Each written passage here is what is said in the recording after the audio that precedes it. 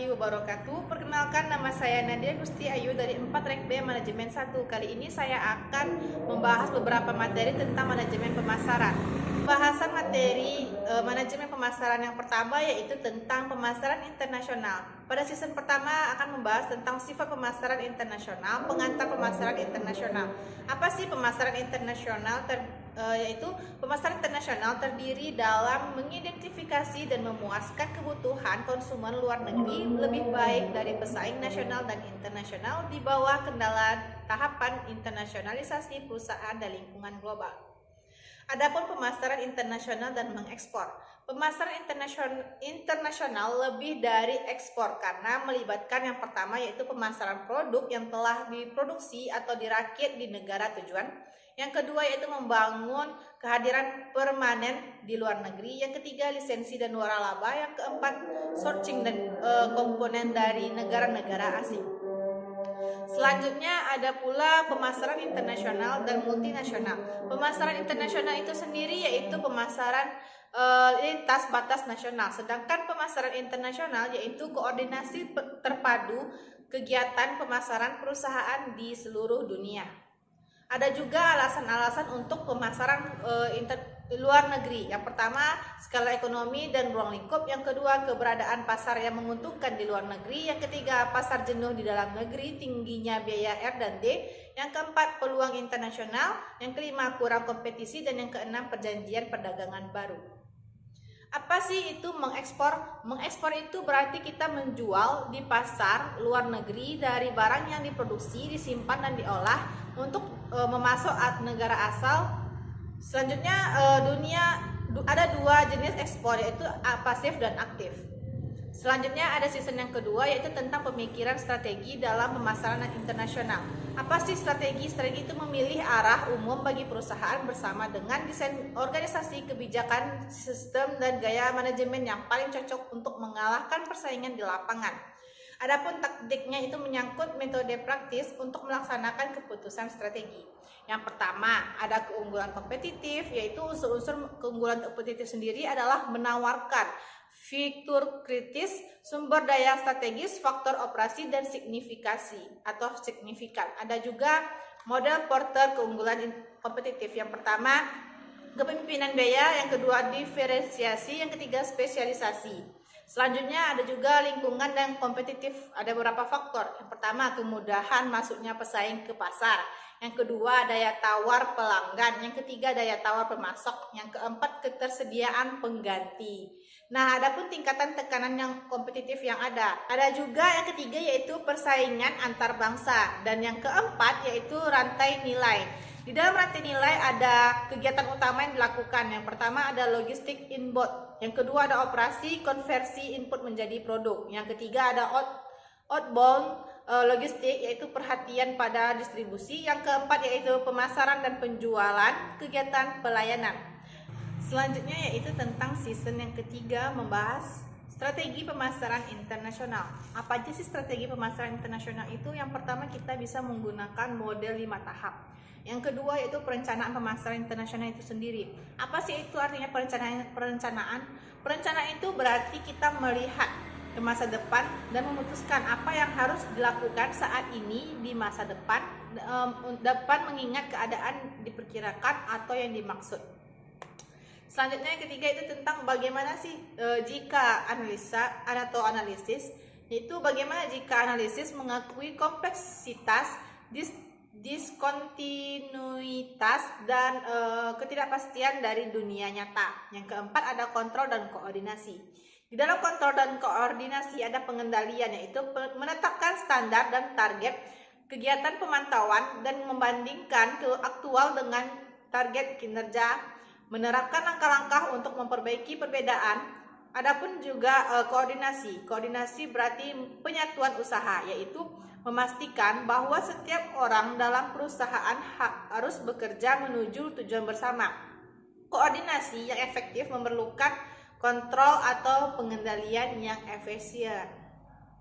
Selanjutnya saya akan membahas tentang bisnis model kanvas. Apa sih itu bisnis model kanvas? Yaitu sebuah tool dalam strategi manajemen untuk menerjemahkan konsep konsumen infrastruktur maupun keuangan perusahaan dalam bentuk elemen-elemen visual. Selanjutnya ada tentang apa aja sih yang diterapkan dalam bisnis model kanvas dalam perusahaan. Yang pertama kita customer segment atau segmen pelanggan, yaitu beberapa pertanyaan di bawah ini yang bisa digunakan untuk menentukan target konsumen. Yang pertama, kepada siapa solusi kamu paling memberikan dampak positif? Apakah solusi cocok untuk perorangan atau bisnis lain? Yang ketiga, bagaimana karakter perorangan atau bisnis tersebut? Yang kedua yaitu tentang value proposition atau pemberian nilai, yaitu bagaimana menentukan atau menemukan masalah yang dihadapi konsumen, kemudian membuat bisnis dengan cara memberikan solusi terhadap masalah konsumen tersebut. Adapun beberapa pertanyaan yang dapat membantu. Yang pertama, apa penyebab masalah itu terjadi? Yang kedua, solusi apa yang bisa menyelesaikan masalah itu? Yang ketiga, apa manfaat bisnis yang misalnya aku atau yang saya lakukan untuk konsumen? Selanjutnya ada kita menggunakan channels atau saluran. Channels itu yaitu memilih media apa yang paling efektif untuk digunakan mendekati konsumen tersebut. Ingat, setiap segmen dan target pasar pasti memiliki cara yang berbeda. Bagaimana cara kita menjangkau pelanggan? Yaitu dengan cara komunikasi dan distribusi. Yang keempat yaitu tentang customer relationship atau hubungan pelanggan.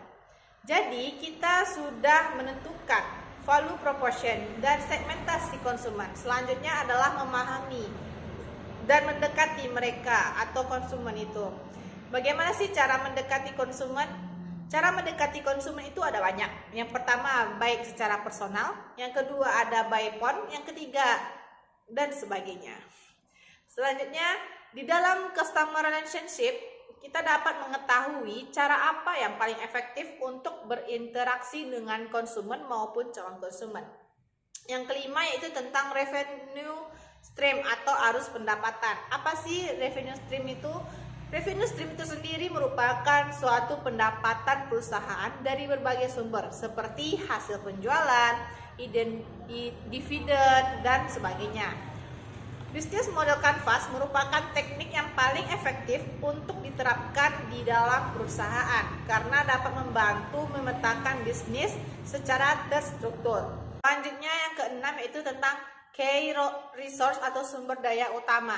Terdapat beberapa contoh sederhana key resource yang adalah yaitu pertama komputer, ruang kerja, karyawan, kendaraan listrik, dan sebagainya. Adapun penting menjaga sumber daya. Yang pertama menjamin bisnis tetap berjalan, yang kedua menjamin kualitas produk, yang ketiga menjaga biaya produksi. Adapun yang ketujuh yaitu key aktivitas atau aktivitas utama. Key aktivitas merupakan aktivitas bisnis yang dijalankan sehari-hari agar dapat mencapai value proposition tadi. Selanjutnya yang ke-8 yaitu key partnership atau kemitraan utama. Di dalam kemitraan utama ini, untuk membangun sebuah bisnis kita membutuhkan partner kerja yang memiliki visi dan misi yang sejalan untuk mengembangkan sebuah usaha yang ada. Partner kerja ini diperlukan untuk menunjang tercapaian value proposition tadi. Selanjutnya yang terakhir yang ke-9 ada cost structure atau struktur biaya. Cost structure merupakan skema finansial yang membiayai operasional perusahaan. Selanjutnya materi yang akan saya bahas yaitu tentang mengembangkan strategi dan program penetapan harga. Yang pertama itu kita harus memahami terlebih dahulu penetapan harga sepanjang sejarah. Harga ditetapkan melalui negosiasi antara pembeli dan penjual. Bagaimana perusahaan menetapkan harga? Yang pertama, di perusahaan kecil harga ditentukan oleh atasan.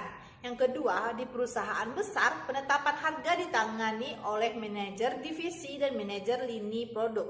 Bahkan manajemen puncak menetapkan tujuan dan kebijakan penetapan harga umum. Yang ketiga, dalam industri seperti pesawat, kereta, dan perusahaan minyak juga dibentuk Departemen Penetapan Harga. Itu psikolog konsumen dan penetapan harga. Yang pertama yaitu harga referensi konsumen. Yang kedua yaitu harga yang wajar atau harga produk seharusnya. Yang ketiga yaitu harga umum. Yang keempat yaitu harga traktir yang dibayarkan. Yang kelima batas atas harga. Yang keenam batas bawah harga. Yang ketujuh harga pesaing. Yang kedelapan harga masa depan yang diharapkan. Yang kesembilan harga diskon yang biasa. Dan yang kesepuluh asumsi harga kualitas. Selanjutnya yang ke-11 yang terakhir, banyak konsumen menggunakan harga sebagai indikator kualitas, terutama untuk produk sensitif ego seperti parfum, mobil mahal, dan pakaian. Akhiran harga, petunjuk menetapkan harga obral dan harga yang berakhiran angka 9 atau angka ganjil dapat dijadikan sarana promosi. Yang kedua, harga yang berakhiran dengan angka 0 dan 5 juga dianggap lebih mudah diproses dan diingat oleh konsumen. Yang selanjutnya yaitu menetapkan harga. Di dalam menetapkan harga, langkah pertama yaitu memilih tujuan penetapan harga dengan cara yang pertama, kemampuan bertahan. Yang kedua, laba saat ini maksimum. Yang ketiga, pangsa pasar maksimum. Yang keempat, pemerahan pasar maksimum. Yang kelima, kepemimpinan kualitas produk. Dan yang keenam, tujuan lain dalam penetapan harga. Langkah yang kedua yaitu menentukan permintaan. Yang pertama dengan cara sensitivitas harga. Dapat dibantu dengan membuat kurva elastisitas permintaan. Yang kedua, memperkirakan kurva permintaan. Yang ketiga, elastisitas harga permintaan. Ketiga, membahas tentang memperkirakan biaya. Bagaimana? Yang pertama, jenis-jenis biaya dan tingkat biaya produksi. Ada biaya variabel, biaya tetap, biaya total, dan biaya rata-rata. Selanjutnya ada produksi terakumulasi. Kurva pengalaman menunjukkan turunnya biaya atau unit sebagai fungsi akumulasi produksi. Dan yang ketiga yaitu kalkulasi biaya target. Langkah-langkah yang keempat, kita menganalisis biaya, harga, dan penawaran pesaing, mengantisipasi reaksi pesaing. Mengonsumsi pesaing memperlakukan perbedaan dan perubahan harga sebagai tantangan baru dan bereaksi menurut kepentingan pribadinya. Dan yang kelima, memilih metode penetapan harga. Yang pertama, penetapan harga markup. Yang kedua yaitu harga tingkat pengembalian sasaran. Yang ketiga yaitu penetapan harga nilai tanggapan. Yang keempat, penetapan harga nilai. Yang kelima, harga going rate. Yang keenam, jenis lelang. Selanjutnya itu langkah-langkah keenam, memilih harga akhiran. Yang pertama, penetapan harga geografis yaitu tunai, pertukaran, dan barter. Dan yang kedua yaitu diskon harga dan insentif. Yang ketiga, penetapan harga promosi. Yang keempat yaitu penetapan harga terdiferensiasi. Di dalam penetapan harga terdiferensiasi ini, yang pertama diskriminasi harga tingkat pertama, yang kedua diskriminasi harga tingkat kedua, dan yang ketiga diskriminasi harga tingkat ketiga. Di dalam diskriminasi harga tingkat ketiga ada juga penetapan harga segmen pelanggan, penetapan harga bentuk produk, penetapan harga citra, saluran, dan lokasi waktu juga. Selanjutnya, bagaimana sih memulai dan merespon perubahan harga? Yaitu dengan mengelola organisasi pemasaran holistik untuk jangka panjang. Mengelola departemen pasar, yang pertama itu kita ada organisasi fungsional. Dalam bentuk organisasi pemasaran paling umum terdiri dari para spesialis fungsional yang melapor ke wakil presiden pemasaran. Yang kedua, keunggulan utama organisasi pemasaran fungsional adalah kesederhanaan administratif. Namun, bentuk ini juga dapat kehilangan efektivitas ketika jumlah produk dan pasar meningkat. Selanjutnya yaitu organisasi geografis. Contohnya yaitu tingkat penetrasi pasar yang beragam di timur dan barat pegunungan Rocky memaksa Pistachio Sauce, yaitu produsen saus di Amerika melakukan dua pemasaran berbeda. Yang ketiga yaitu organisasi manajemen produk atau merek. Memilih alternatif, yakni yang pertama dengan sistem pola jaringan pengumpul dan pengumpan. Yang kedua itu tim produk. Yang ketiga menghilangkan posisi manajer produk untuk produk kecil dan menugaskan dua atau lebih produk kepada manajer yang tersisa. Yang keempat, memperkenalkan manajemen kategori, yakni perusahaan memfokuskan diri pada kategori produk untuk mengelola mereknya. Adapun tugas yang dapat dilakukan manajer merek, yang pertama mengembangkan strategi jangka panjang dan kompetitif untuk produk. Yang kedua yaitu menyiapkan rencana pemasaran dan peramalan penjualan tahunan. Yang ketiga itu bekerja sama dengan agensi iklan dan pengadaan barang untuk mengembangkan teks program dan kampanye.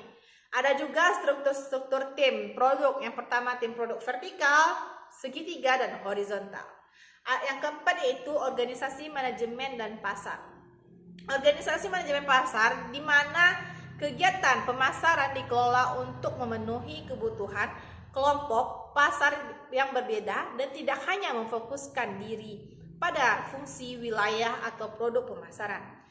Organisasi manajemen pelanggan yaitu di mana perusahaan dapat mengelola diri untuk memahami dan berurusan dengan pelanggan perorangan dan bukan dengan pasar massal atau bahkan dengan segmen pasar. Hubungan dengan departemen lain di bawah konsep pelanggan, semua departemen harus bekerja sama untuk memuaskan hubungan dan harapan pelanggan. Selanjutnya yaitu pemasaran internal efektif harus sesuai dengan kuatnya etika, nilai, dan tanggung jawab. Adapun tanggung jawab sosial korporat yaitu yang pertama perilaku tanggung jawab hukum atau legal, yang kedua perilaku etis, yang ketiga perilaku tanggung jawab sosial. Selanjutnya pemasaran terkait gerakan amal. Apa sih gerakan amal? Pemasaran terkait gerakan amal itu sendiri menghubungkan kontribusi perusahaan dengan gerakan amal yang ditujukan untuk keterlibatan pelanggan secara langsung atau tidak langsung dalam transaksi yang menghasilkan pendapatan dengan perusahaan. Yaitu ada juga manfaat terkaitnya gerakan amal. Yang pertama membangun kesadaran merek, yang kedua meningkatkan kesadaran merek, yang ketiga menetapkan kredibilitas merek. Ada juga pemasaran sosial. Faktor kunci keberhasilan pemasaran sosial itu yang pertama kita harus mempelajari literaturnya dan kampanye sebelumnya. Yang kedua memilih pasar sasaran yang siap merespon. Yang ketiga mempromosikan satu perilaku yang dapat dilaksanakan dengan cara yang jelas dan sederhana. Ada juga yang terakhir proses perencanaan pemasaran sosial, yaitu di mana kita, kemana kita ingin pergi, bagaimana kita akan sampai ke sana, bagaimana kita akan tetap berada pada jalur yang benar. Selanjutnya ada implementasi pemasaran. Apa sih implementasi pemasaran itu? Yaitu proses yang mengubah rencana pemasaran menjadi tugas, tindakan, dan memastikan proses tersebut mencapai tujuan yang dinyatakan dalam rencana. Dan yang terakhir yaitu evaluasi dan kendali. Ada 4 jenis kendali pemasaran yang dibutuhkan. Yang pertama kendali rencana tahunan, yang kedua profitabilitas, yang ketiga efisien, dan yang keempat strategi. Dan ada juga masa depan pemasaran, yaitu ada tantangan dan peluang baru dari pemasaran modern. Yang pertama kejatuhan departemen pemasaran dan kenaikan pemasaran holistik. Yang kedua kejatuhan pemasaran pengeluaran bebas dan kenaikan pemasaran ROI. Yang ketiga kejatuhan intuisi pemasaran dan kenaikan ilmu pemasaran. Yang keempat kejatuhan pemasaran manual dan kenaikan pemasaran terotomatisasi. Yang kelima kejatuhan pemasaran massal dan kenaikan pemasaran presisi. Maka pasar memerlukan kompetisi di manajemen hubungan pelanggan atau CRM, manajemen hubungan mitra atau PRM, pemasaran database dan pengalian data. Yang keempat manajemen pusat kontak dan telemarketing. Yang kelima pemasaran hubungan masyarakat. Yang keenam manajemen hubungan merek dan aset merek. Dan yang terakhir ketujuh pemasaran pengalaman, dan yang kedelapan yaitu komunikasi pemasaran integrasi. Yang kesembilan yang terakhir analisis profitabilitas berdasarkan segmen pelanggan dan saluran. Sekian yang dapat saya sampaikan materi tentang manajemen pemasaran. Lebih dan kurang saya mohon maaf. Assalamualaikum warahmatullahi wabarakatuh.